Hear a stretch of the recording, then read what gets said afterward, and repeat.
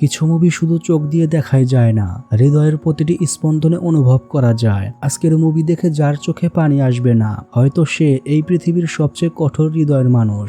মনটা নরম করে গল্পটি শোনার অনুরোধ রইল। আজকের এই 10 মিনিটের জার্নি তোমাকে হাসাবে, তোমাকে কাঁদাবে, তোমাকে ভাবতে বাধ্য করবে কোন শালায় বানিয়েছে এমন মুভি সম্পর্কে সকল তথ্য ডেসক্রিপশনে দেওয়া থাকবে। মুভির শুরুতেই আমরা বাপেয়া নামের এক পাগলকে দেখতে পাই, যে ছোট্ট বাচ্চাদের সঙ্গে মজা করছিল। পাশ দিয়ে একটি ছোট্ট মেয়ে নদীর দিকে এগিয়ে যাচ্ছিল। তখন কালপে নামের এক মহিলা এসে বাপেয়াকে বকতে থাকে তার মেয়ে যদি পানিতে পড়ে যেত। আর তখন আমরা কালপের ফুটফুটে মেয়ে জিজাকে দেখতে পাই। জিজা এই কুকুরটা নিতে নদীর দিকে এগিয়ে আসছিল। জিজা এই ছোট্ট কুকুরটাকে তার বাড়িতে নিয়ে যেতে চায়, কিন্তু কালপে কুকুরকে বাড়িতে নিয়ে যেতে দিবে না। সে বাপেয়াকে বলে কুকুরটাকে দূরে কোথাও রেখে আসতে, কিন্তু জিজা বাপেয়াকে বলে কুকুরটাকে তার কাছে রাখতে। জিজাকে বাড়িতে নিয়ে তার মা তাকে স্কুলের জন্য রেডি করায়। কালপে জিজাকে বকছিল বলে জিজার দাদি তার বান্ধবী উষার কাছে আফসোস করছিল তার ছেলে যদি বেঁচে থাকতো তাহলে আজ কতই না ভালো হতো। আর এখানে আমরা জানতে পারি জিজার বাবা বেঁচে নেই। জিজার বাবা একজন সৈনিক ছিল, দেশের সেবা করতে গিয়ে সে মারা গিয়েছে। কালপে আফসোস করে বলে আমি স্বামী হারালাম, আমার ছোট্ট মেয়ে তার বাবাকে হারালো, কিন্তু লাভ হলো ওই শয়তান নেতাদের যারা আমার স্বামীর পেনশনের টাকা গিলে খাচ্ছে। দৃশ্য পরিবর্তন হয়। জিজা তার বান্ধবী শুভের সঙ্গে কুকুর কি খায় তাই নিয়ে তর্কাতর্কি করছিল। জিজা বলছে প্রোটিন খায় আর শুভে বলছে ভাত তরকারি খায়। তখন সেখানে পোস্টম্যান চাচা এসে বলে ছোট্ট কুকুর দুধ খায়। এরপর আমরা দেখি সারপাঞ্চ দাদির বাসায় মিটিং চলছে। সারপাঞ্চ মানে তো বোঝোই, গ্রামের প্রধান। মিটিং হচ্ছিল টয়লেট নিয়ে। ছেলেরা টয়লেটের বিপক্ষে আর মেয়েরা টয়লেটের পক্ষে।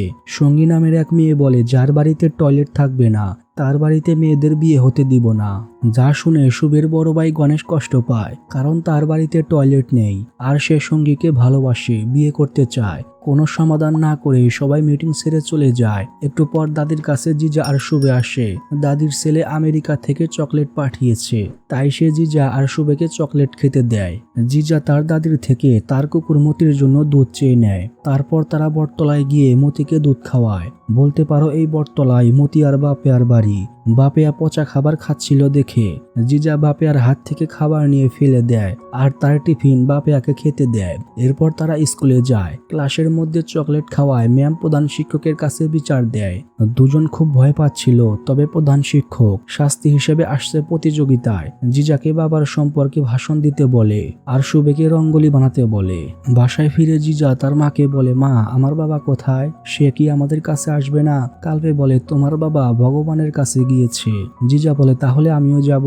কালপে জিজার মুখ চেপে ধরে কান্না করে। সে তার মেয়েকে কিভাবে বুঝাবে তার বাবা আর কোনোদিন ফিরে আসবে না। পরদিন পোস্টম্যান আসে কালপের বাড়িতে। পোস্টম্যান কালপেকে বলে আমি অনেক চেষ্টা করলাম বাট পারলাম না।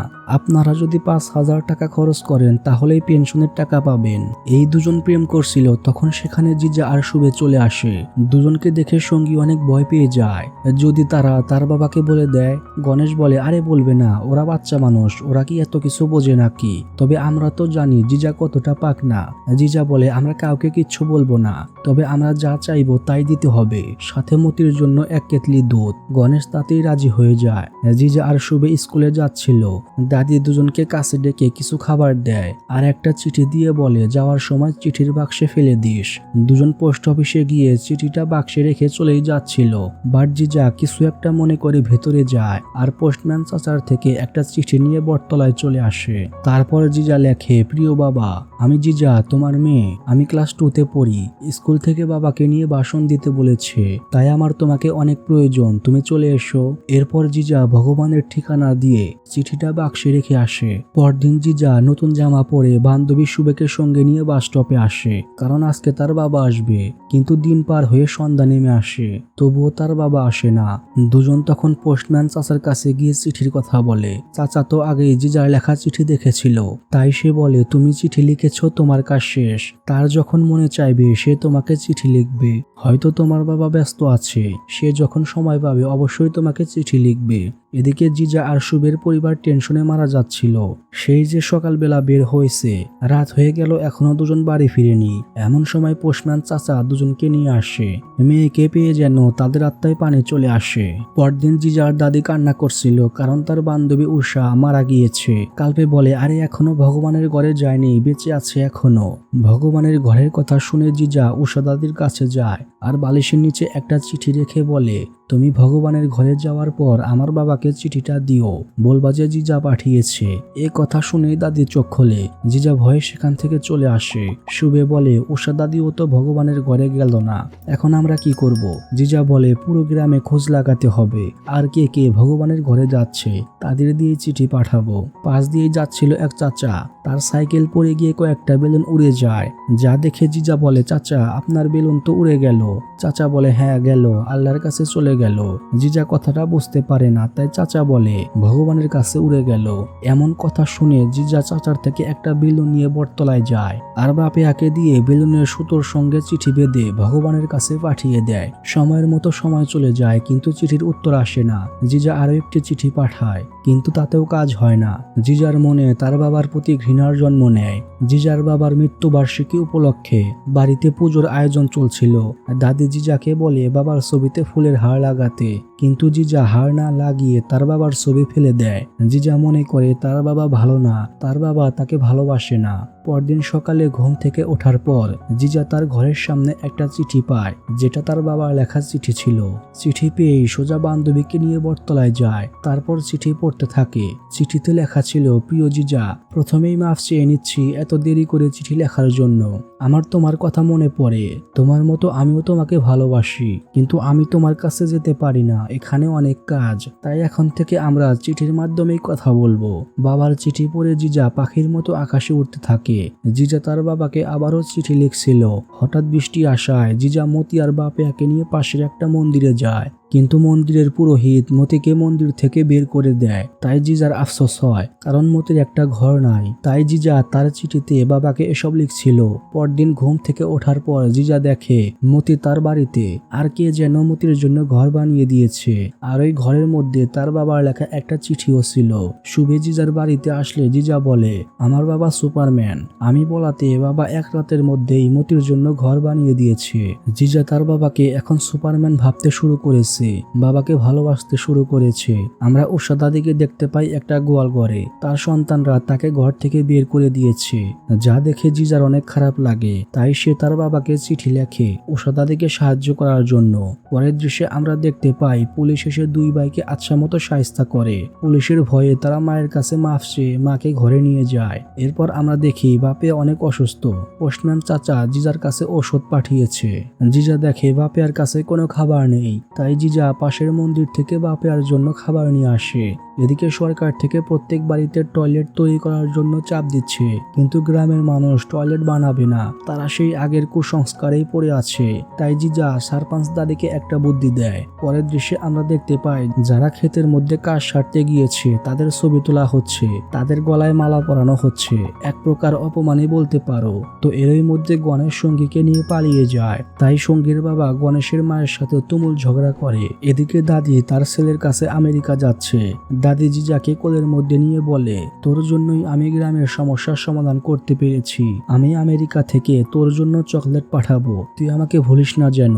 দাদি চলে যায়। পোস্টম্যান চাচাও বদলি হয়ে অন্য গ্রামে চলে যায়। কালপে জিজাকে সঙ্গে নিয়ে শহরে আসে তার স্বামীর পেনশনের টাকার জন্য।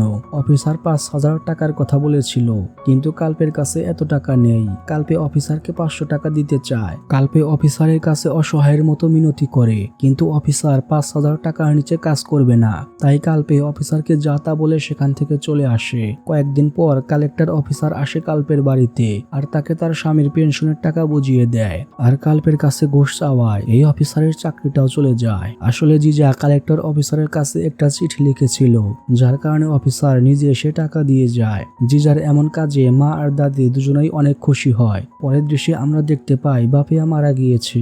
বাপেয়ার মৃত্যু মৃত্যুতে জিজা অনেক বেশি কষ্ট পায়। গণেশ সঙ্গীকে নিয়ে পালিয়ে যাওয়ায় গ্রামের মানুষ অনেক কটু কথা বলে, তাই গণেশের বাবা মা গণেশের নানু বাড়ি চলে যায়। জিজা তার একমাত্র বান্ধবী শুভেকেও হারিয়ে ফেলে। জিজা একদম একা হয়ে যায়, সবসময় মনমরা হয়ে বসে থাকে। একদিন জিজা বটতলায় তার লেখা চিঠিগুলো দেখতে পায়, যেগুলো সে তার বাবার জন্য লিখেছিল। জিজা বুঝতে পারে তার বাবা নয়, বাপেয়াই তাকে চিঠি লিখত, আর বাপেয়াই তার সব ইচ্ছে পূরণ করত। জিজা বাপেয়ার একটা ডায়েরি পায়, আর এখানে আমরা জানতে পারি বাপেয়ারও জিজার মতো একটা মেয়ে ছিল। একদিন অ্যাক্সিডেন্টে তার মেয়ে আর বউ মারা যায়। এই শোকে বাপেয়া পাগল হয়ে যায়। তারপর বাপেয়ার লাইফে আসে জিজা, তাই বাপেয়া জিজাকে তার মেয়ের মতো করেই ভালোবাসে। এরপর আমাদের অনেক বছর পরের গল্পে নিয়ে যাওয়া হয়। ছোট্ট জিজা এখন অনেক বড় হয়েছে। জিজা এখন সরকারি চাকরি করে। জিজা ছোট্ট বাচ্চাদেরকে মোটিভেট করার জন্য তার জীবনের গল্প শোনাচ্ছিল। একটা ছোট্ট মেয়ে দাঁড়িয়ে জিজাকে বলে, আপনি কি স্কুলে ভাষণ দিয়েছিলেন? সিন স্কুলের অনুষ্ঠানে চলে আসে। জিজা সবাইকে বলে, আমি জন্মের পর শুধু আমার মাকে দেখেছি। স্কুলে আসার পর দেখলাম সবারই বাবা আছে, শুধু আমারই নেই। তাই আমি মাকে বললাম, আমার বাবা কোথায়? মা বলল ভগবানের কাছে গিয়েছে। তখন আমার মনে প্রশ্ন আসলো, ভগবানের কাছে থেকে আমার বাবা কবে ফিরে আসবে? শুভের বাবা শুভেকে অনেক ভালোবাসতো, চকলেট কিনে দিত, ঘুরতে নিয়ে যেত। এসব দেখে আমার অনেক কষ্ট হতো, কান্না আসতো। আমাকে ভালোবাসার জন্য, আদর করার জন্য আমার বাবা নেই। তারপর আমার লাইফে সারপাঞ্চ দাদি আসে, সে আমাকে অনেক ভালোবাসে। তারপর পোস্টম্যান চাচা আসলো, আমাকে সাইকেলে করে ঘুরতে নিয়ে যেত। আমার সাথে খেলা করার জন্য শুভে আসলো। আমি না বললেও যে আমার মনের সব কথা জানতো সে হলো বাপেয়া, আমার সুপারম্যান, সত্যিকারের সুপারম্যান। তোমরা কি জানো সুপারম্যান কে হয়? যে কারোর সাথে কথা বলে না, কেউ তাকে দেখতে পারে না, যখন তার প্রয়োজন হয় সে আসে আর সব সমস্যার সমাধান করে গায়েব হয়ে যায়। আমি সুপারম্যানকে পেয়েছিলাম, সে আমাকে অনেক ভালোবাসতো। বাপেয়া মারা যায়নি, আমি জানি ও আমার পাশে আছে আর সব সময় থাকবে। আর আমি বিশ্বাস করি আমি যেমন বাবাকে ভালোবাসি, বাবাও ঠিক আমাকে ততটাই ভালোবাসে। যারা গল্পটি শুনলে তাদেরকে বলবো, তোমরা শুধু জিজাকে নিয়ে একটা লাইন কমেন্টে লিখে যাবে। আজ বিদায় নিচ্ছি, আবারও দেখা হবে নতুন কোনো সিনেমার গল্পে।